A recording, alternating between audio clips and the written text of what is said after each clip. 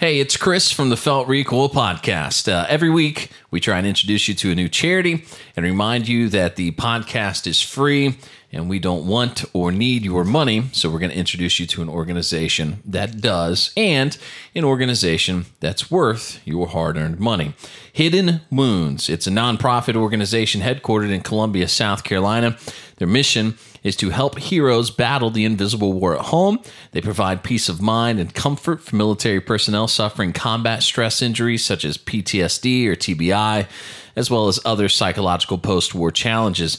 They provide immediate and emergency psychological treatment for veterans and military personnel suffering from combat stress injuries until such time as the VA or another Veterans Affairs agency is prepared to deliver long-term services and programs for them. So please visit hiddenwounds.org for more information. They would appreciate the donation, as would we. A new episode of the Felt Recoil podcast begins now.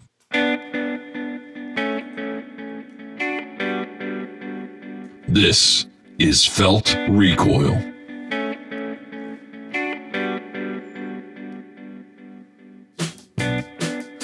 All right. Welcome to Felt Recoil.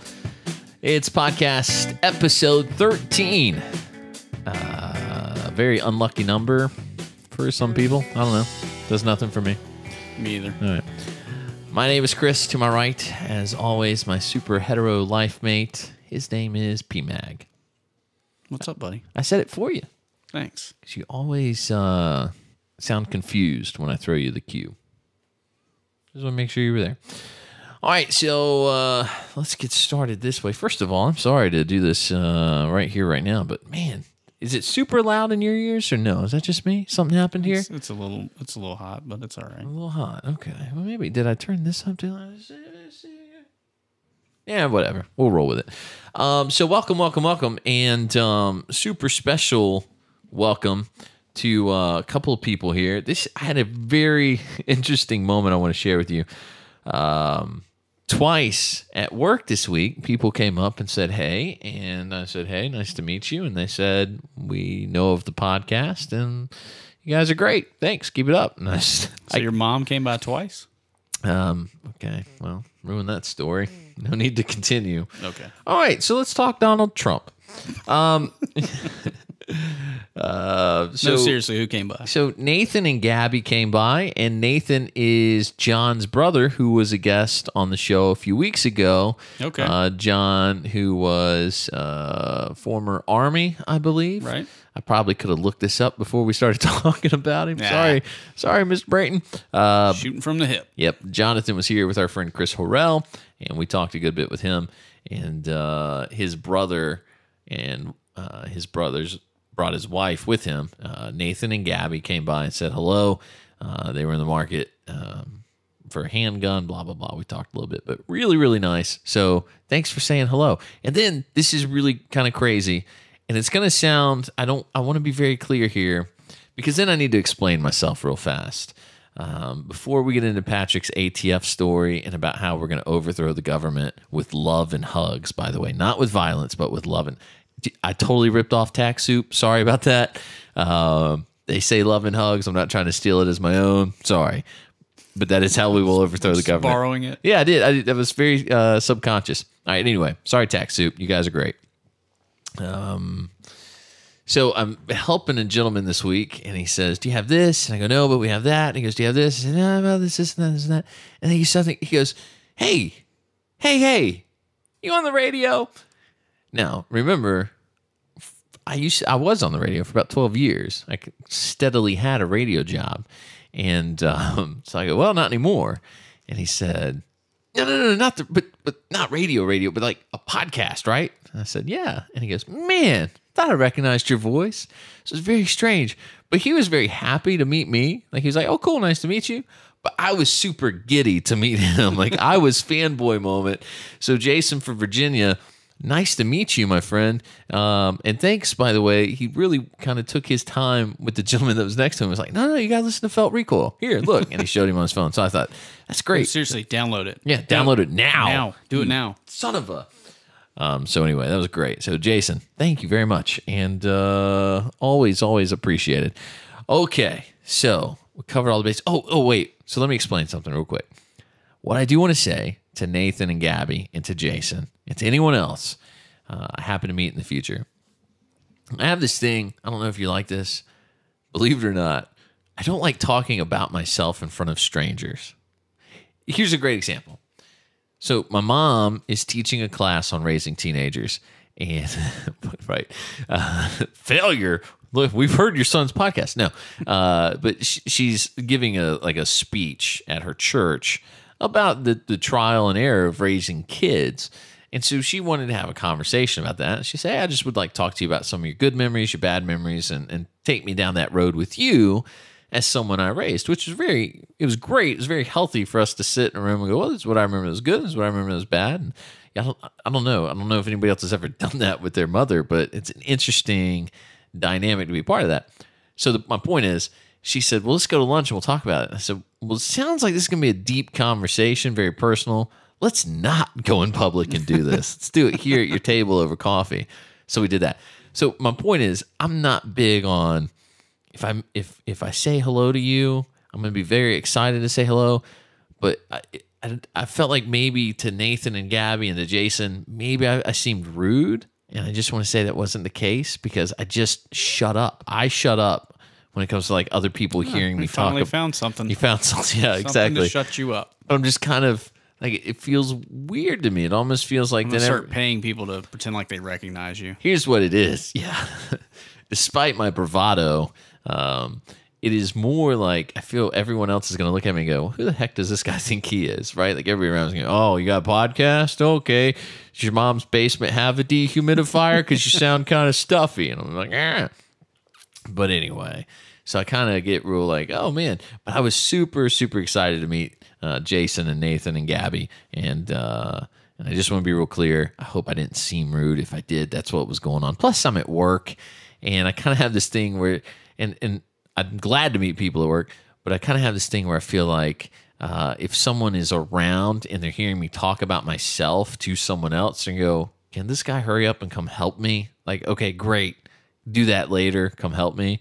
Especially we've been super busy, but none of these people I'm mentioning took me away from my work. That's internally, I'm going, man, I hope nobody's thinking this. And so I feel like maybe sometimes come across as rude. All right. Now, let's move on to the ATF and tax stamps. Patrick, you have a great story. Is this where Phantom messed everything up for you? Because that happened. No, I'm just kidding. No, that only happens to you. No, I don't. Just to be clear, because I know he listens, I don't think it was all his fault. Mostly 99%. I'm sure it's his. I don't know, but we have this saying at work where we talk a lot about government employees because we have people do these forms all day. It's so much funny stuff to the 4473, which is the form you fill out when you buy a gun. It proves that the government thinks bad guys are honest people, right? But really, the good guys are the ones just so confused by this. Well, they always go, who would say they've done any of these things? Like, oh, no, I know. It's stupid, but they ask these questions. Right. Some people do. And more often than not, the people ask first. So they don't go to the form. They come and go, hey, let me ask you a question. Yeah, sure. So I threw my ex-wife down a flight of stairs. Yes. Can I still buy a gun? No. Okay, listen. You have to tell anybody I asked you that. Yes, I probably should. So you get that. But anyway, so it's confusing. But then when you get into class 3, it gets that much worse. It's so much worse. So what happened with you today in the ATF that you would like to share with the class? So if you go to our Facebook page, you will see a photo of what appears to be a Form 1. And if you're not familiar with that, that's an application to make or register a firearm. So that's what I've done is fill out a Form 1 to create an SBR. And I did that 240 some odd days ago. Holy moly. Isn't it like usually a 90-day turnaround? I guess under normal circumstances it would be, but since they passed all these laws. Speaking of Phantom, I know why it's taking so long. They're processing all of his paperwork. Yeah. It's probably a good point. All right. So I finally got this thing today. So I was pretty excited about that. As excited as someone could be for having to pay $200 to exercise their constitutional right. That's a different story, though. Exactly. Well, we're going to get there. We will get into that, but that's not the point I'm trying to make right now. So I got this email saying, dear patriotic American, you are now allowed to own something that you shouldn't have had to have permission to own anyway. And so I was pretty excited about that. And so I went ahead to download the actual form so I could print it off because you have to take this little piece of paper with you everywhere you go or anywhere the firearm goes. Right. Just to prove that you're legal. Papers, please. And so I download the file, and if you look at the picture of it that we put on Facebook, you will notice that the word draft is pretty prominent across the front and actually the back of the form. Yes. So that's a little odd that it says draft on something that says that I'm approved to own and possess this particular firearm. So I sent an email to the examiner with the ATF, and I said, "Dear Mr. ATF." Now, well, I'll give you the short version. All right. Yep. Why does it say draft across this document? Right. To which he responded, again, dear patriotic American, God-loving, right, freedom. Basically, he called you American. Trump Jr. Right. Glorious hair. He says, basically, he says it shouldn't say draft across it, but sometimes it does. I'm only lightly paraphrasing, by the way. Can you imagine? Wait a second. So, since these are the people that some people want to control your hospital, just imagine you just got to the surgeon's table, and they're like, "All right, Mr. Hulan, see here that we have to repair your left side aorta so that your heart doesn't give way in the next 5 to 6 weeks." Yes, that's true. All right, I got your approval form. Oh, nope, this is a draft of the approval. Like, yeah, I know it says draft, but actually, so I emailed the government hospital agency, and the government hospital agency says, sometimes it just says draft. Oh, I don't know, Mr. Hulan, this says draft right here. Well, I'm not done, so Okay. let me finish. Let me finish my email from Mr. ATF man. But again, the point is the incompetence of the government from every angle, and you want them to control your health care. That is a really, really bad idea. I can't wait. So he goes on to say, and again, I'm only lightly paraphrasing. Actually, you know what? This is a direct quote. It says, "It is still legal, so you are okay to use your new NFA item." Okay. So it's not supposed to say draft. Sometimes it does, but I promise you're still legal. That is unreal. Now you just have to keep the email forever. Well, And ever and ever. So he says he's going to reset it, whatever it is. I don't know what that means. And that I may get a new PDF file within 24 hours. Maybe. I may. We get can't one. be sure, but maybe. So the whole point here is that I've waited this So long. the point is it's a draft, but it's not a draft. I've waited this long. They've told me. So I got an email saying that my submission was approved Right. with this as an attachment. And it's got all kinds of control numbers and things to make it official, Sure. if that's what you want to call it. Right. But then this says draft, and I'm just supposed to say okay and use this. And then, well, soon hereafter, you should get the actual tax stamp in your mailbox. Not for this, I won't, because this You was don't? done electronically.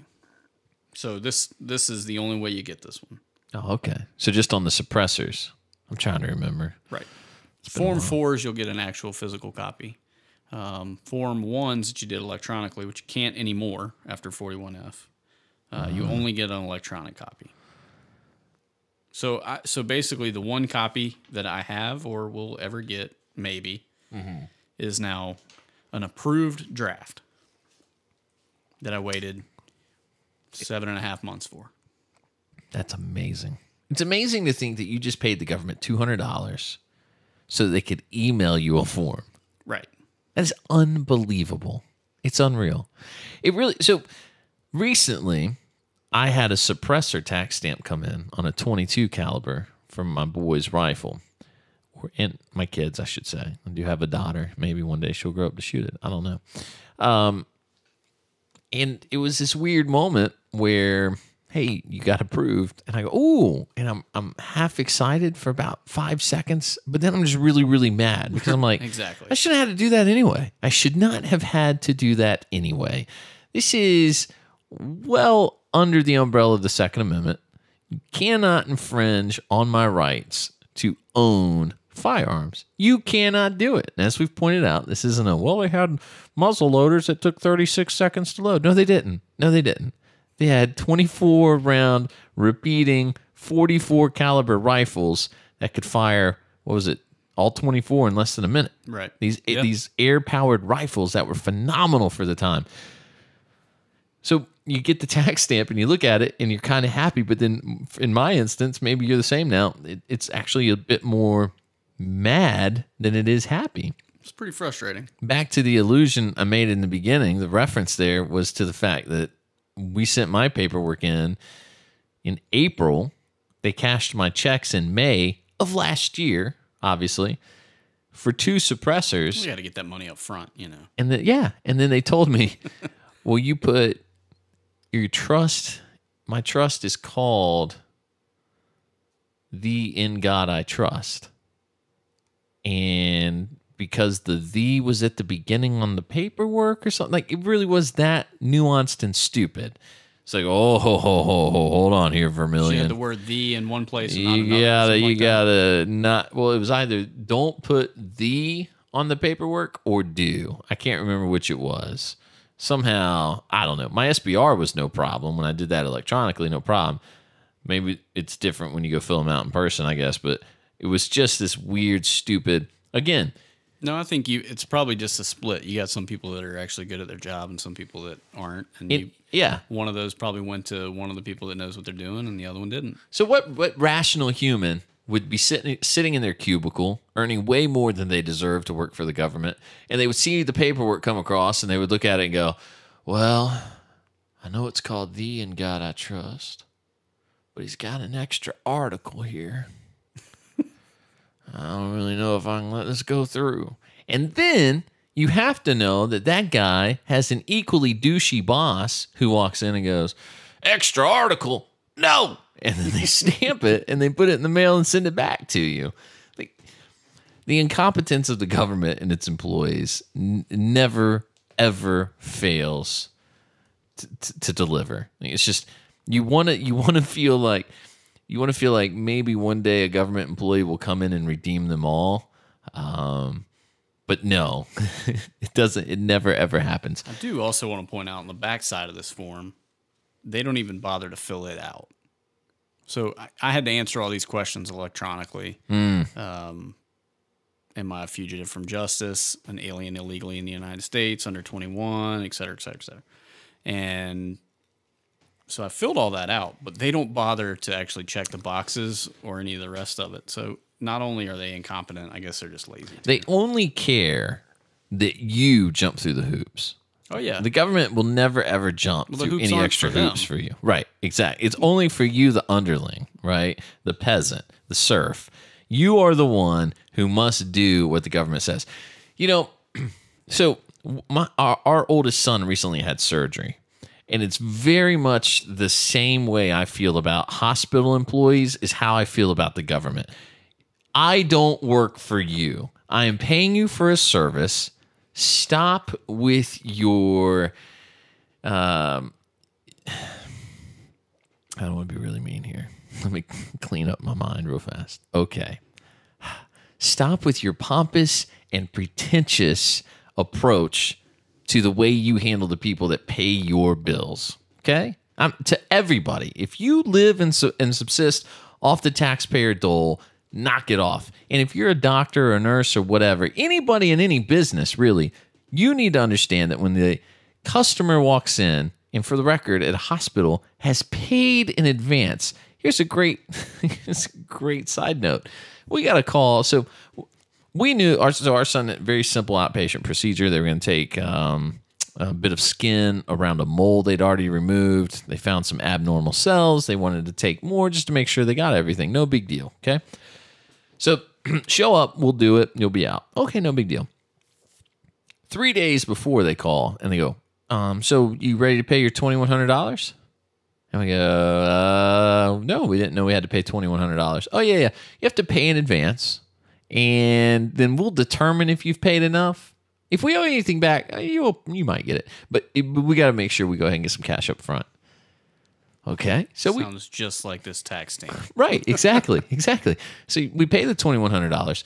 Then we show up at the hospital, and everybody's nice. Everybody was really super nice until you get to the people actually doing the procedure.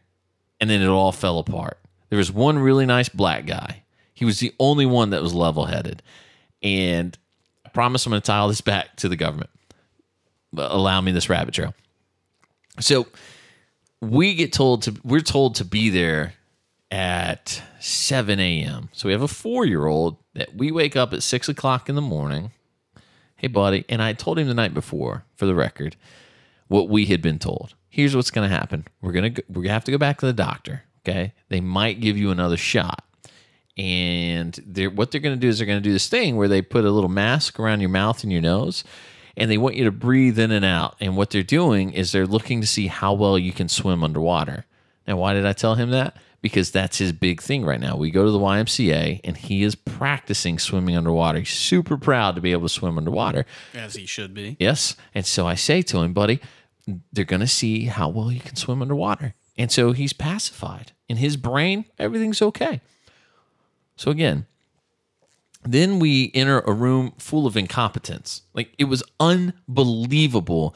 I don't know how you go to school for a decade to do something and are so stupid. Like, I don't understand that at all. It befuddles me. I'm puzzled by it. I can't understand how you could be a surgeon and be so dumb. But this, honest to God, may I die while I tell this story if it's not true, happened. We are sitting in the room, crowded little room, just mom, me, and our son. And the surgeon comes in with a frightened 4-year-old boy and makes a joke about they're going to have to chop off his entire leg. And I really just about punched him in the throat. If my nerves are at, let's just say a 3 or 4, because it's your son and he's going to go under anesthesia and he's 4 and you hate that for him. My nerves were about a 4 or 5, but I tend to believe, hey, these people are experts. They do it every day. Don't worry about it. Then he goes, all right, buddy, you ready for this? I mean, we're going to have to chop your whole leg off or something like that. And I went to about a 7 or 8.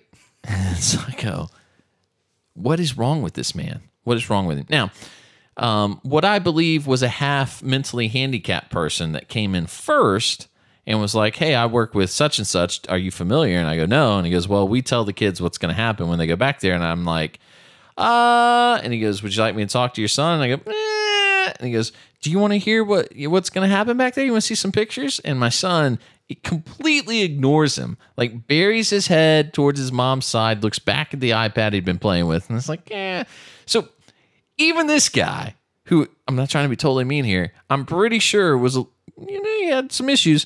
Even he read the situation and said, you know what? How about I just leave you alone for a little while? And I go, thank God. Good call. Okay, good to go, right? So he walks out. And so then the surgeon comes in, and the anesthesiologist follows right after the surgeon. And the anesthesiologist is like, all right, so here's what's going to happen. He's going to breathe through the mask, and then he'll be out before you know it. And I go, okay, great. So I say to her, so how far back can we go? And she goes, well, there's a line. There's literally a big red line, and you'll be able to come back to the line, and then we'll take him. I said, okay. And so she walks. Now, remember this. This is important. We've been sitting in this room for nearly 2 hours. Well, We'd been there about 2 hours at that point. Operation was supposed to start at 8:45. We were told to be there at 7. And probably, I'd say, a good 45 minutes of that was spent in this tiny room waiting. Because once by the way, they put even kids in these junky hospital gowns where the butt hangs out of the back. So you can't go do anything else. So you're just sitting in the room so he's not embarrassed. So about 45 minutes, and then 5-minute visit with this idiot surgeon who says, we're going to chop your leg off, to a 4-year-old who's already frightened. I can't understand that. Anyway, and then the anesthesiologist, to do a real quick, here's what's going to happen. We're like, okay. She leaves, and as soon as she leaves, I grab him, and I say to him, hey, listen, buddy, here's what's about to happen. And I'm going to explain to him, I'm going to lay you in this bed, because I want you to be in this bed, and then I'm going to roll you out in the hallway. We're going to roll around in this bed. And then you can go back to the back, they're going to put that mask on and do that test. And then you'll wake up and we go home. That was going to be my explanation. Here's what happens. I pick him up, and as I pick him up, the door bursts open. And if you can imagine what it would be like to have your child kidnapped by force, think about the parents in Texas and California who literally the government has kidnapped their children. You can watch it on YouTube where the police come in and kidnap these people's kids because those people didn't agree with the medical treatment given by the state, by the way. Talk about fascism. Fascism is happening in California, 100,000%. That's what this felt like. So we're bum rushed by all these people, and I'm trying to explain to a frightened 4-year-old who's just been told they're going to chop off his entire leg because the surgeon thinks he's a comic. Like, the surgeon was Howie Mandel. I didn't know that. Like, this is great. That's pretty funny. Yeah, man. I would slap my knee, but you're about to sever it off. See, even I'm funny. Man. Like, what a jerk. So here I am trying to explain to him, don't be frightened. It's going to be okay. And he just kind of buries his head, obviously. And I turn my back to the door and in rush all these people. My mistake was letting him face all the people. That was a mistake. I should have turned and faced all the people. So I kind of quarter turned and I go, buddy, it's okay. I'm going to lay on this bed. And there's a lady here who I haven't met yet. And she goes, don't worry about it. We'll take him. I go, no, hold on. And I said, I'm going to carry him out. She goes, no, you can't carry him.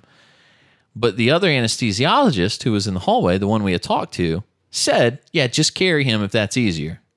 So I hear that first, and I go, no, I'm going to carry him out. And she goes, no, you can't carry him. And so I look, and I see the initial lady we talked to, and she looks back at me, and I go, and I look at my wife, and I go, what the? And I utter a bad expletive. And then this new nurse is like, I've never heard a bad word in my life. So then she gets up, and I just wanted to punch her in the face, right?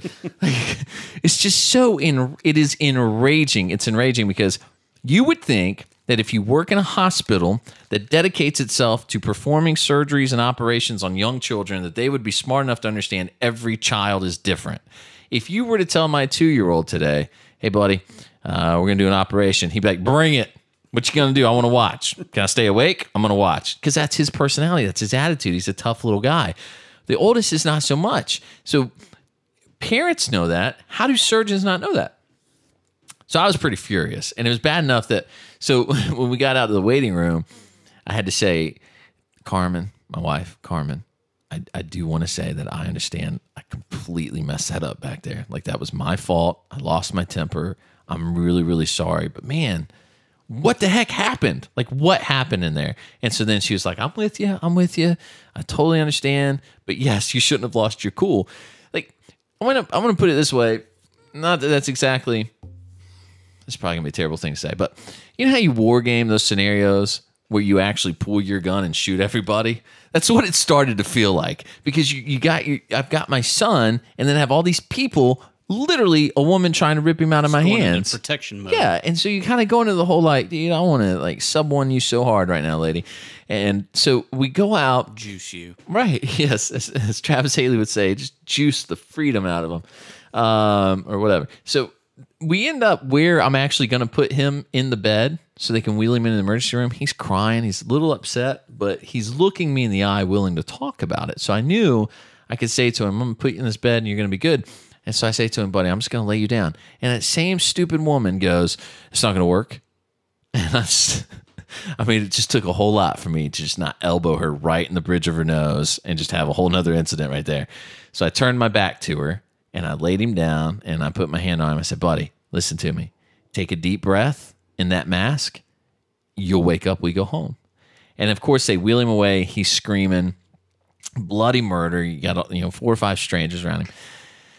So that is my terrible experience with that. But it does come full circle to I don't understand how either A, you work at the hospital where I am who pays your salary, and you feel free to treat me like a second-class citizen who doesn't deserve what you're giving me. And the same thing goes to the government and the ATF especially. How dare you come to me and act like, well, get on bended knee so I can treat you like a second-class citizen who doesn't deserve what I'm about to give you. The ATF shouldn't exist. The person that approves this form, their job shouldn't exist.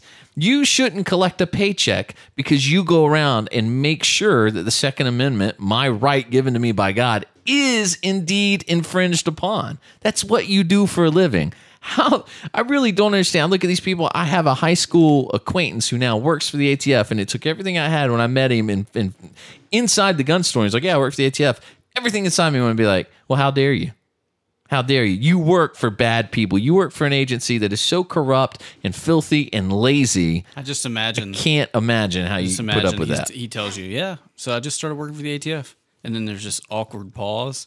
And then you go, get out. Right. No. And then it's another awkward pause. You go, no, seriously, get out. He was there for an audit of some sort on an individual who they thought was illegally purchasing weapons through his wife, I believe it was. And they thought his wife had come to the store I work at for a couple of purchases. So that's what they were there for. But then I saw him, I was like, hey. And he goes, hey, man, what are you doing? We got chit-chatting. I was like, how dare you? Like, okay, what he was doing in that instance was good. I understand that kind of defies my point, right?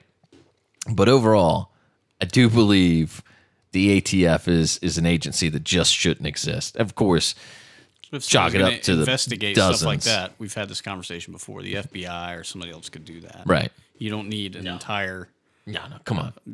bureaucratic division dedicated to that sort of thing. Which, I mean, they're apparently not very good at it anyway. Can you imagine? That's all. Let's stick that in there real quick. You know what I tell people all the time? I love this. This might get me in trouble. But you haven't gotten in trouble yet, Chris? I say we're all right. Not on the podcast side. In my real life side. Oh, yeah, you're screwed. When I give people the 4473 and I instruct them that the government requires they tell them whether or not they're Hispanic, I make sure to say, the government wants to know if you're Hispanic or not because they got caught illegally selling guns to a bunch of Hispanics, and then they added that question. And everybody awkwardly pauses, and I go, I'm not being flippant. That actually happened. And they go, are you kidding? And I go, no, look up Operation Fast and Furious and the timeline of that, and then look up when they added this question. It's true. Huh. I go, anyway, so then they want to know if you're white, black, or all the above, and then some yes and no's. I used to call it the Eric Holder question. Nice. Ow. But then now he's gone, so that's sort of lost its... Is he dead yet? Glisten. What a glorious day that'll be. No, I don't think so. Is it bad? Do you have a list? I have a list of people that I won't be sad when they die. You know what I'm saying? Do you keep that list? Just me? That's a little weird. Oh, okay. Well, or maybe I should start one. I don't know. Well, it goes Bill Clinton, Hillary Clinton. I moved Chelsea to 6, but then she was acting like an idiot on Twitter the other day. So, because I kind of feel like it's not her fault. It sounds like MySpace. But then she just feeds it. Yeah, there might. You got your top 6 or whatever, or top 8. What was it? 8? Yeah. Well, it remember originally it was like top 4, and then it grew to like top 8, top dozen, and then it was like, do you even have 9 friends that use MySpace? Which, by the way, greatest response to an internet troll ever is Tom that sold MySpace. Do you remember this? Where he said something about it, like an innovative piece of technology, right? And a guy responded to him on Twitter and said, says the guy that, how do you say it? Says the guy that couldn't even keep MySpace running properly or something like that. And he replied, says the guy that just sold MySpace for $100-something billion. Right. And that was it in the conversation. Anyway, so I have my list of people. Bill and Hillary, pretty much at the top. Eric Holder's on there. Just, for the sake of Brian Terry, people like that, Kate Steinle, the other people who have died at the hands of illegals because Eric Holder gave them guns and said, no big deal. Have you ever read Katie Pavlich's book on Fast and Furious? No, sir. Do you have an iPad, right? Mm-hmm. Any sort of like e-reader, go download her book. It costs you a couple of bucks. I'm gonna tell you something. You will be super, super mad when all is said and done with that, because she does a great job read that, then. Outlining everything that happened. So they already pretty much pissed me off, so that's might just. And again, it goes back to, why weren't you doing your job? Like, this is a Department of Justice agency, right? So you're in the same building, or same family as the FBI and the ATF, and you're legitimately allowing known criminals to buy guns and lie.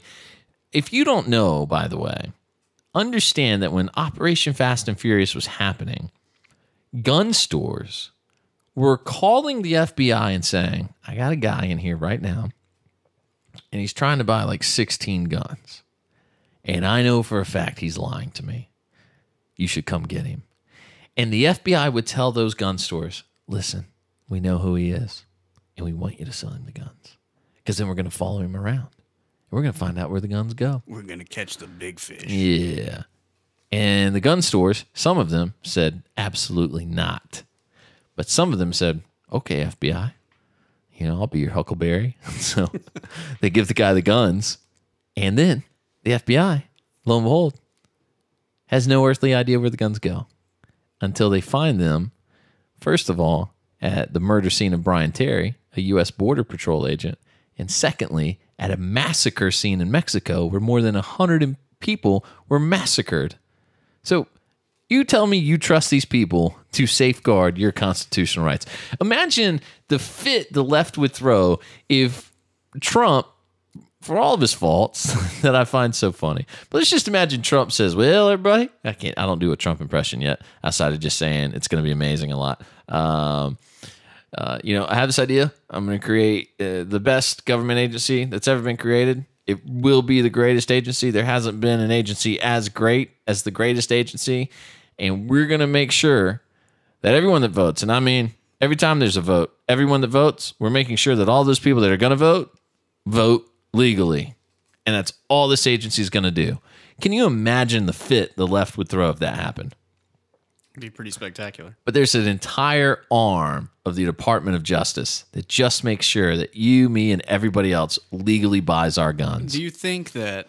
So imagine in your head the way the Coast Guard gets made fun of by all the other branches of the military. Yes. Do you think all the other agencies at the Department of Justice make fun of the ATF like the Coast Guard gets made fun of? Yeah, it probably sounds about right. Like the FBI guys are just like making jokes about them all the time. About how they're so inferior, and worthless. And yeah.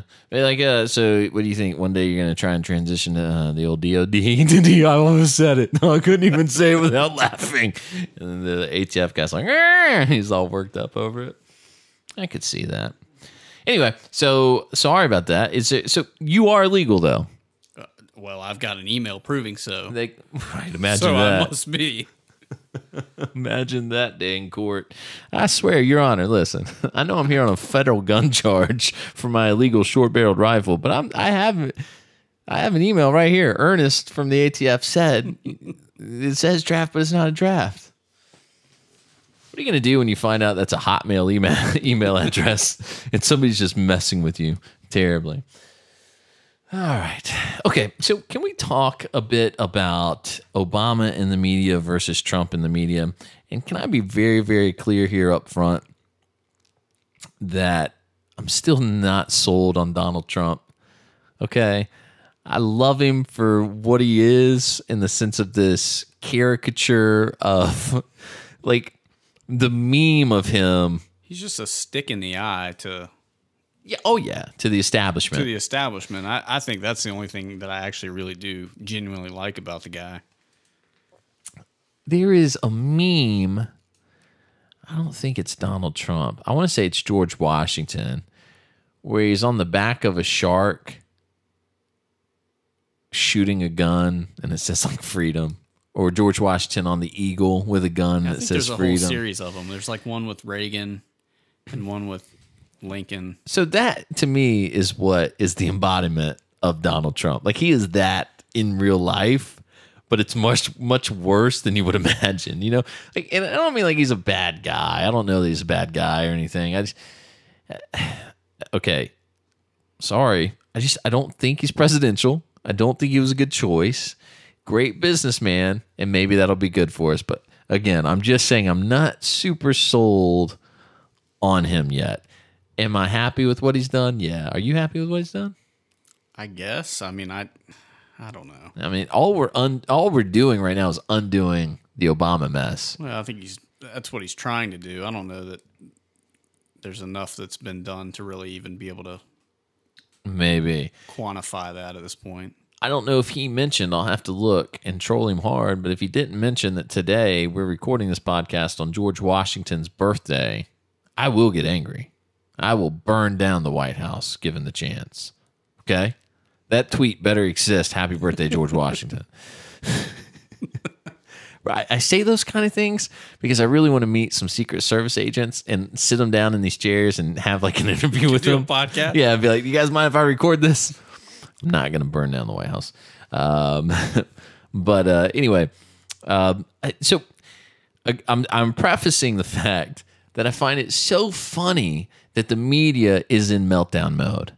And you remember last week we talked a little bit about how the big beef I have with Black Rifle Coffee Company, I know I've given them a lot of grief here. I think they are misleading people. I think they're using a false premise for profit. But my bigger problem is they're creating this group of people who are acting exactly like the type of people we despise. They're out there trying to shut down conversation. They're out there trying to shut down anyone who has an opposing point of view. If you consider yourself a classic liberal or a modern day conservative, meaning, by the way, classic liberals is the thought process of Thomas Jefferson and George Washington, who believed the individual should be at liberty to do as they see fit.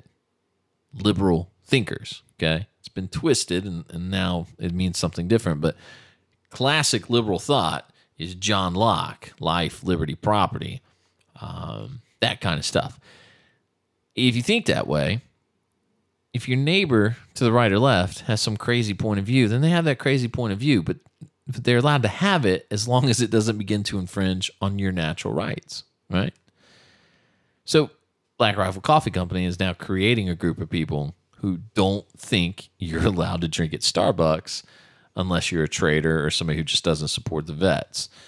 You know what? Here's what Black Rifle Coffee Company reminds me of. There's a great episode of Parks and Rec where they had this country music singer named Chip McCap, and he's got this famous song. It's so funny. Here, listen. Good. Guess who I just secured as the headliner for the Unity concert? Chip McCap. No! Yes! Nice! Wait, no, I don't want to touch your hand. Chip McCap is the most amazing 17-year-old country singer in the entire world. He's like Indiana's sweetheart. We are huge chipmunks. That's what his fans call themselves. I don't know why. Chipmunks. Because the animal? No, that's too simple. Yeah, okay. His latest song, Beautiful Like My Mom, parentheses, support the troops, has like 2 million hits on YouTube. She don't care about no fancy trend. She's just a mom from old South Bend. Get home safe, boys, and thank you for protecting our freedom. It's just like, it doesn't matter. It doesn't matter how valid your support actually is. Just got to tie it in somehow. Just fake it till you make it. You know what I'm saying? So, and I know that the Black Rifle Coffee Company guys are actual really good guys who have done service for the country. I get that. But the point I'm making here, very exaggerated in a sense, is the fact that they're playing to this crowd, this base-minded crowd with very little room left to think, that believes that, oh, wait, Starbucks hired a refugee? Well, then they don't support the troops. When in fact, Starbucks does, and we all know that. So I wonder, here's my whole point. Sorry for all that. My point is this. Now, the media is in meltdown mode, and they're acting in such a juvenile way. Twice this week, major network reporters have kicked guests off the air simply for questioning their narrative. That's it. That's all they've done. They said, I think this might be a little skewed, or I actually don't think this is a story. Are you surprised it's taken this long, though? I'm surprised it doesn't happen all the time. It's been less than a month. Yeah, I'm surprised it only took 3 weeks. I thought they'd give it a couple of months at least and then go into meltdown mode. Now that I think about it, I guess it probably has more to do with the fact that they actually, pick and vet who's actually going to be on the show right in advance. So they really cherry pick like-minded people, I guess would be the word I'm looking for, so that they get the responses that they want. So it's all canned. They are not used to the resistance, are they? Not at all. I guess not. All right, let's start with CNN's Don Lemon. And here's the great thing. So, I love me some Don Lemon. P.S., go to our Facebook page. If you go to feltrecoilshow.com, link over to the socials, you'll find us on Facebook. And we have a whole thing there about the case where CNN is now going to have to go to court and prove they're not creating fake news. The former CEO of a hospital who says he offered CNN evidence that their documentary, their report about his hospital was wrong and got ignored. The hospital ended up firing him due to a negligent report from CNN. So he claims, and a judge has said it will go to trial, and we will find out if, according to a court of law, if CNN is actually fake news. Won't that be fun? So here's Don Lemon on CNN, and this is the best part. No kidding. I know. Brace yourself. The topic of discussion is, should Donald Trump travel less so the American taxpayer isn't hit with the financial burden? So what's CNN been doing for the last 8 years? Where have they been? While Obama was on the world golf tour for literally 8 years straight. I mean, the next thing you know, they're going to actually question whether or not the Senate can change the rules at midnight in order to shove a law through that everyone else opposes. Won't that be interesting? All right. Here's Don Lemon on CNN with a guest. Just listen.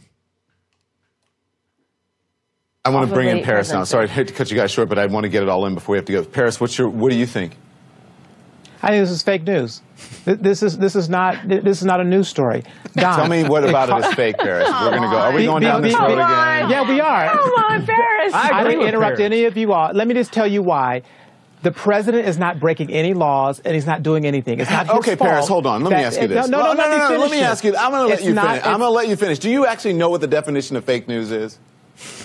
What we're doing right now. No, okay. Well, then you are part of the fake news because you are on the network and you're part of the... Fake news is when you... Hang on, let me explain to people out there watching and you what fake news is. Fake news is when you put out a story to intentionally deceive someone and you know that it is wrong. I don't know of anyone who has put out a story in the mainstream media that I can think of right now to intentionally deceive anyone. Now, people get things wrong, sources sometimes. Empty, but no one that I know has put out anything to intentionally deceive someone. This story that we're doing right now is not to intentionally deceive anyone. We are simply talking about the cost to keep a president safe, the Secret Service cost, and what are the pros and the cons, and as Andre said, and if there are ways that we can maybe able to work on that to make it fiscally better for the American people. There is nothing fake about that. Please stop it with that stupid talking point that it is a fake news story. If you don't want to participate in the news stories on this network, then don't come on and participate. But don't call them fake because you don't agree with them. Go on. Don, this is a fake news story, in my opinion, because the underlying Paris, assumption thank you very much, everyone. That... Thanks, everyone. Thanks for watching. Have a great weekend. Good night, all. Thanks, Don. So he just ends it. He ends it. But by the way, real quick, before we go too much deeper, hold on. You should... Yo, Taylor, I'm really happy for you. I'm going to let you finish. But Beyonce had one of the best videos of all time. That's all I can think about when I hear stupid Don Lemon going, "Oh, I'm a late finish. I'm a late finish." It's like, what are you, Kanye? Like, are you arguing with a 16-year-old girl on stage? You stupid bully. Like, nothing more than a bully. Don should probably go have another tequila shot. He should call his boyfriend, if he has one now, and just let it all out. Like, I know, if you remember, he got drunk on New Year's and said this year he's actually open to having a relationship, which is good. Super drunk. I know. Got his ear pierced. I know Milo. Right? Isn't that what it was? Yes. Yeah, he got his ear pierced. Started talking about needing a boyfriend. Drunk. It was really weird. I know Milo is into black dudes. You're both into politics, and opposites attract. I'm just throwing it out there. Don Lemon and Milo. BFF, boyfriends forever. The matchmaker. I could be. Maybe they'll come on. All right. Same week, different network, MSNBC. Here's Joy Reid. You're saying that you don't find it odd that only Latino Democrats were kept out of that meeting. You don't think that that's strange? I don't believe that narrative is exactly the case. I think there's probably more according to Luis but Gutierrez. I understand. Well, I'll tell you what. We'll take it out of the ethnicity. Although that's tough when you take a look at the stunt that Elizabeth Warren pulled, and we know that she falsely claimed to be American Indian. Well, because wait a minute. it's Okay, another JD, stunt can I in the just tell you something? Senate We're going to end here. set up but a sir, greed class. I figured you've you talked about straw men, but twice now you've answered questions with non sequiturs that have some sort of an ethnic base to them. Now you've gone after Elizabeth Warren's Native American heritage, which is a complete non sequitur. She has not. I think we're done with this segment because you literally answered a non sequitur. It's incredibly offensive. I'm going to let Rosie Perez talk about the organ. Yes, Thank you for being here. No, you know what? God bless you all. What an odd exchange. Odd non sequiturs. I want to talk to you for a second, Rosie Perez. Thank you. Wow. All right. Facts are stubborn things. You know, when you have kids one day, here's what you're going to find that's funny is when a child hears a word and they believe they understand what it means, they start to use it a lot. So, for instance, my son is stuck on actually. That's his word right now. And so he'll get up in the morning and I'll say, "Would you like some breakfast and some juice?" And he'll go, "Well, Dad, actually, I was thinking I could have muffins and juice." And I go, "Right. So breakfast, it's the same thing we have every day almost." And he goes, "Yeah." But he thinks actually is kind of like him going, "You know what? That's a great idea." But he says actually. So I'm pretty sure that Joy Reid was somewhere and someone said, "That's a non sequitur." She's like, "Oh, let me get out my dictionary app. Non sequitur. Ooh, I'm going to use that at least 4 times in a 60-second period on the show this week." It is so much fun. I think it's working for her. Should probably keep that up. There was another one. I can't remember the lady's name, but the guy made a reference to how Obama told the president of Russia that he would have to tell Putin he'd have more flexibility after the election. Do you remember that? Oh, yeah. Yeah. And that guy was like, "Oh, yeah, I understand. I'll translate." Well, a guy made a reference to that on MSNBC, and the girl goes, "I don't even know what you're talking about." Like, you don't know what he's talking about? Mark Dice on YouTube has a great video of him. He skewers that girl. He's great anyway, but he just skewers her. But it's this great thing to watch. I guess that's why I went into my Trump thing earlier. Whether you support Trump or not, it's so much fun to watch the media melt down and have absolutely no idea how to handle itself now that somebody they don't like is in charge, and everyone they bring on is challenging them on the fact that the reason that man is in office is because nobody likes you anymore. Nobody likes you, and it's evident by the fact that Donald Trump got elected. Nobody trusts you. Nobody believes anything you say. I mean, but Don Lemon, how can you not trust him? I love him to death, right? I would love it if he... So here's the thing. What's funny is you can live in your bubble. You can believe what exists inside of your bubble. We all tend to do that. But man, it's a stinging, bitter reminder when that bubble bursts. And that's what's happening to the mainstream media. And that's what I just love about Donald Trump. Love him or hate him, disagree with whatever he does, that's fine. I'm sure I'm going to disagree with a lot more of what he does. I agree with his no more of this transgender nonsense with the bathrooms. I agree with what he did today with that. But again, I might disagree with even more than he does. But I love the fact that now the media has to go back, hopefully, to being the media. Being honest, being down the middle about things, not being one-sided. I would predict that the entire mainstream media gives way to more of the Mark Dice type people of the world. These YouTube guys who are going out and actually collecting facts, interviewing people on the streets, doing polling by interviewing those people on the streets.